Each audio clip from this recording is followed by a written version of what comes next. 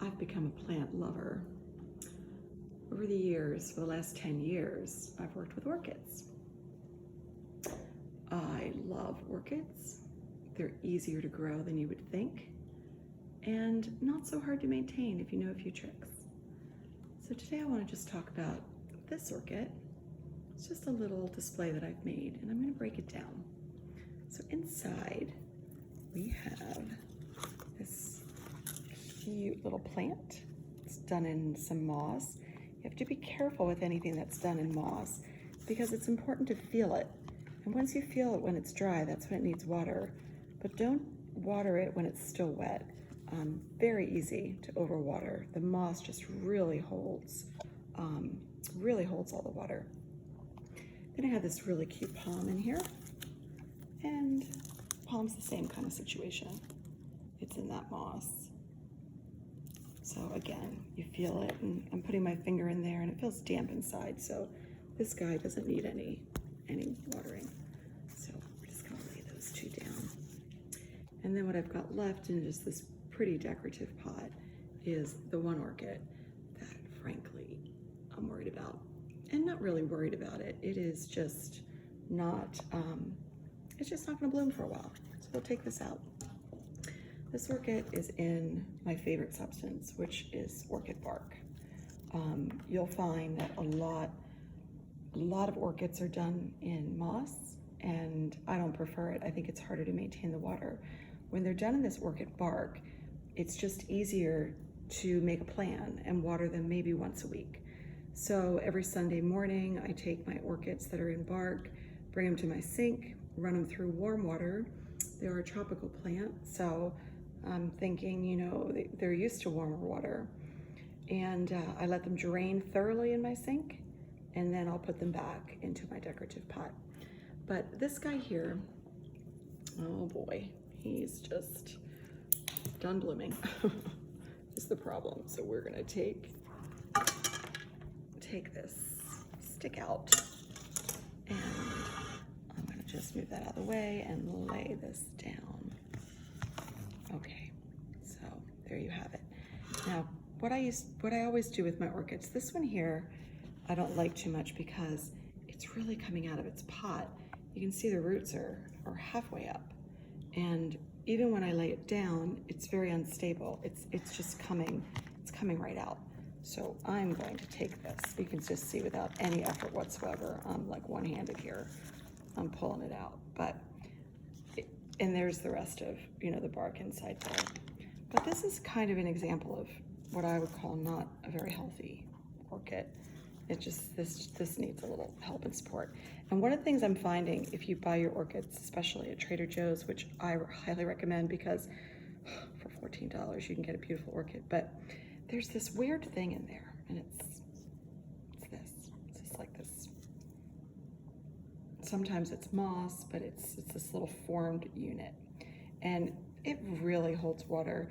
And you know, orchids, they like to get dried out over time, and this one here hasn't had the opportunity to get dried out. The roots that look good are the green ones, the other ones not so much. Shake this puppy out. Okay, you can see, not great. So it would be really sensible at this point in time to start to cut out the roots that are poor. And you know, that would be, you can see sometimes I can even touch them and they just disintegrate. That guy's barely hanging on to anything, so we would cut that away. But you know, don't be afraid to cut most of the roots away. I've seen orchids that are frankly left with, you know, just one or two healthy roots, and the rest is gone. And then, you know, take your bark. One of the other mistakes a lot of people make with orchids is they will repot them in a really beautiful ceramic container like that, but don't do it. They like to stay in this really lovely drainable container. You could plant them in terracotta. They seem to do well there too, but if you keep it in this container and just transfer that to something decorative like I've done here or here, so much easier to maintain and water. But one of the things I would do with this guy, after I've cut all the roots away, you know, put it back in, it'd have a lot less roots. Get it in a little deeper, and then just fill it up with the remaining bark. But one of the important things I wanted to talk about today is this stem on the orchid. And you can see the stem has nodules. One there, let's turn it so you can see better. And then one up a little higher, one up a little higher. This one looks really nice and healthy. This one looks really healthy too. And then this nodule here, which is where the blooming began. And you can tell that it's coming to an end of its bloom. In another day or two, this would fall off. So at this point, you know, I wouldn't hesitate to take that off. But once this is done blooming, what you need to do is you need to cut right above with that nodule that looks healthy, which is this one right here, the highest one up. So I'm going to cut it about an inch here. I'm just going to cut that off and then let it go. Let it sit for a while. You know, I'll put it in an inconspicuous spot on my plant stand. You know, I take it out of its really pretty pot. I'll put something else in there. And, you know, wait. And it all depends on how patient you want to be, because like I said, you know, for $14, you can get another one at Trader Joe's, but I love waiting to see what's going to happen with that orchid. If it's going to bloom, and over many months I forget, you know, what it looks like. This is an outstanding little beauty that's doing really well, and we'll talk about that a little bit. But once you cut away, and this one is coming soon, but once you cut away your nodule, as you can see with this one, and let's get the stick out of the way so you can tell. Okay, so you can see right where I've cut it in the past. I'm gonna pull the stick out. Okay, right here. This is where I cut it. And then it sprung a whole new stem off here, and then here. And now it's got 1, 2, 3, 4, 5, 6 blooms forthcoming. No idea what color it's gonna be. I mean, I'm kind of into white, so there's a good chance of it, but this one was a double. And, you know, honestly, I don't know what's gonna happen here. This is not the healthiest looking nodule to me for a bloom.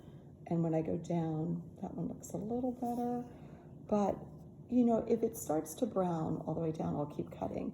But once I get down low to the bottom, then I'll just cut the whole stem off and wait for a new stem to come. This plant is another example of that moss that it's in. So you have to be really, really careful with these. They retain water. Sometimes, especially when they're not seeing any sun for a long time. So this here moss, you've got to feel it. You know, you have to put your finger down there, feel that, and when that feels like it's dry, then you want to water it, but no time before. And sometimes it's several weeks, especially in the weather that's not so sunny. But this one here is really good. This guy is really, really strong. This is an old orchid that I've had that just, as I've cut it back, it's just grown some really nice new blooms. And orchid flowers will die from here to the end. So the last bloom that'll go is this guy. But you can see I've already lost one. You know, one has fallen off and it's died. So I can only, and it looks a little limpo, so I can only suspect that this doesn't have a whole lot of blooming time any longer. But this one's doing quite well, and the roots look really healthy. There's some roots here that once I decide to repot this, I would cut away. But that's a little, just a little orchid education. And this little beauty, so cute. So this little guy here, you know, again, is another orchid that's in moss, and you have to be careful with these. And I don't know what it is about the small ones, but I don't have the greatest success holding on to them.